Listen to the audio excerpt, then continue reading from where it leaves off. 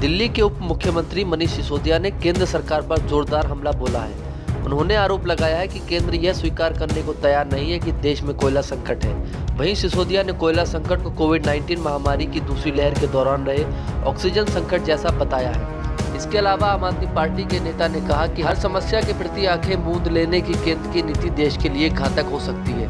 वहीं भाजपा ने पलटवार करते हुए दिल्ली सरकार पर लोगों को डराने का आरोप लगाया है।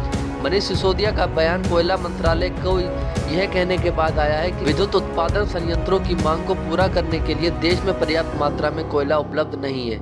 साथ ही मंत्रालय ने बिजली आपूर्ति में व्यवधान आने की आशंका को पूरी तरह से गुमराह करने वाला करार देते हुए खारिज कर दिया। बिजली मंत्रालय ने यह भी कहा कि 9 अक्टूबर को सभी स्रोतों से कुल 19.2 लाख टन कोयला भेजा गया, जो कुल खपत 18.7 लाख टन से अधिक है। इसके अलावा सिसोदिया ने कहा कि केंद्रीय मंत्री आर.के. सिंह ने कहा कि कोयला संकट नहीं है और मुख्यमंत्री अरविंद केजरीवाल को मंत्री मोदी को पत्र नहीं लिखना चाहिए था। यह दुखद है कि केंद्रीय कैबिनेट मंत्री ने इस तरह का गैर जिम्मेदाराना रुख अपनाया है। आप नेता ने कहा कि यह स्पष्ट रूप से दर्शाता है कि केंद्र सरकार संकट से दूर भागने के लिए बहाने बना रही है।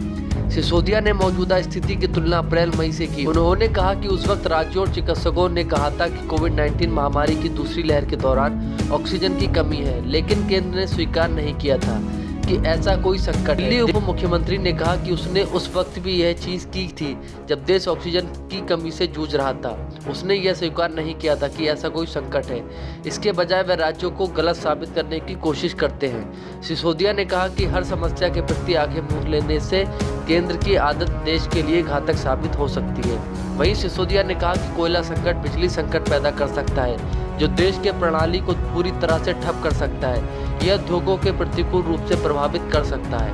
उन्होंने कहा कि मैं हाथ जोड़कर केंद्र सरकार से अनुरोध करता हूं कि कृपया संकट को स्वीकार कीजिए। केंद्र को सहयोग का व्यवहार प्रदर्शन करना चाहिए और कोयला संकट का हल करना चाहिए। हाल के दिनों में अन्य कुछ राज्यों ने भी कोयला आपूर्ति का मुद्दा केंद्र के समक्ष उठाया है।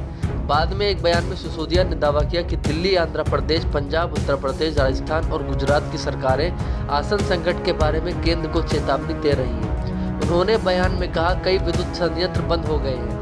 इस वक्त केंद्र को एक जिम्मेदार सरकार होने के नाते स्वीकार करना चाहिए कि देश में कोयला संकट है, उसका समाधान तलाशना चाहिए और राज्य सरकारों पर आरोप नहीं लगाना चाहिए। सिसोदिया की टिप्पणी पर प्रतिक्रिया व्यक्त करते हुए दिल्ली प्रदेश भाजपा प्रमुख आदेश गुप्ता ने आरोप लगाया, सरकार निकट भविष्य में दिल्ली में बिजली कटौती किए जाने की संभावना पर नागरिकों को गुमराह कर रही है। वहीं दिल्ली भाजपा प्रवक्ता प्रवीण शंकर कपूर ने कहा कि आप सरकार दिल्ली में बिजली कटौती का भय फैला रही है, लेकिन शहर में पर्याप्त बिजली आपूर्ति सुनिश्चित करने के लिए उसने क्या वैकल्पिक व्यवस्था की है, यह नहीं बता रही। कोयला मंत्री प्रहलाद जोशी ने रविवार को ट्वीट किया, देश में कोयला उत्पादन एवं आपूर्ति की स्थिति की समीक्षा की है। हर किसी को आश्वासन करता हूं कि बिजली आपूर्ति में व्यवधान आने का कोई खतरा नहीं है। कोल इंडिया लिमिटेड के पास 4.3 करोड़ टन कोयले का पर्याप्त भंडार है, जो 24 दिनों के लिए कोयले की मांग के बराबर है। इसके अलावा कोयला मंत्रालय ने एक बयान में कहा कि विद्युत संयंत्रों के पास कोयले का भंडार करीब 72 लाख टन है, जो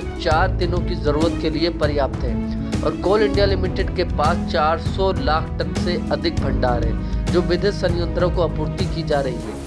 बयान में कहा गया कि कोयला मंत्रालय आश्वासन करता है विद्युत संयंत्रों की मांग पूरी करने के लिए देश में प्रचुर कोयला उपलब्ध है। बिजली आपूर्ति में व्यवधान आने की कोई आशंका गुमराह करने वाली है। बयान के मुताबिक सिंह ने कहा, निर्देश दिया गया है कि दिल्ली में बिजली वितरण कंपनियों को उनकी मांग के अनुरूप बिजली मिलेगी। तो हर छोटी बड़ी खबर अपडेट के लिए हमारे चैनल को सब्सक्राइब कीजिए, वीडियो को लाइक कीजिए और शेयर कीजिए।